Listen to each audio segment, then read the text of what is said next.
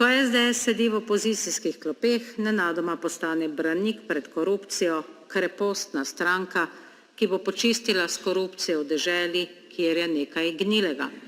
Opozarjali se na vse te koruptivne afere in se predstavljali kot tisti, ki boste, ko boste enkrat na oblasti, s korupcijo počistili. A samo v vašem zadnjem mandatu, pa odmislimo mater vseh afer, zadevo Patria, ki jo je prekrila že med tem rahlo pajčevina, je vaša praksa pokazala nekaj popolnoma nasprotnega. Še kako dobro se spomnimo, da je bila vaša nedavna vlada dobesedno prestreljena s korupcijo. Če začnemo s svetovalcem za davčne politike vaše tedanje vlade, gospodom Rokom Snežičem, ki ste ga pokadrovali kar na Dobu, kjer je bil sojetnik gospoda Janše obsojen zaradi davčnih utaj.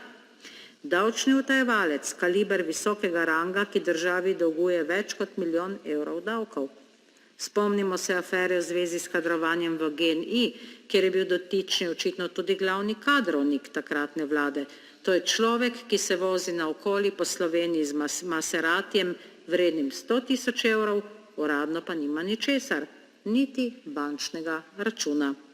V vaših vrstah ste tolerirali ministre, ki so govorili o tem, kako bodo sodnikom trli jajca.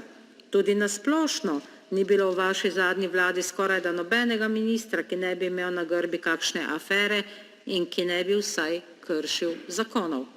Še vedno ne vemo, kje so se izgubili tovornjaki s Toninovimi maskami, hitre teste ste kupovali pri kriptopiramidaših, ki so se proslavili v aferi vašega podmladka Snegec in tako naprej.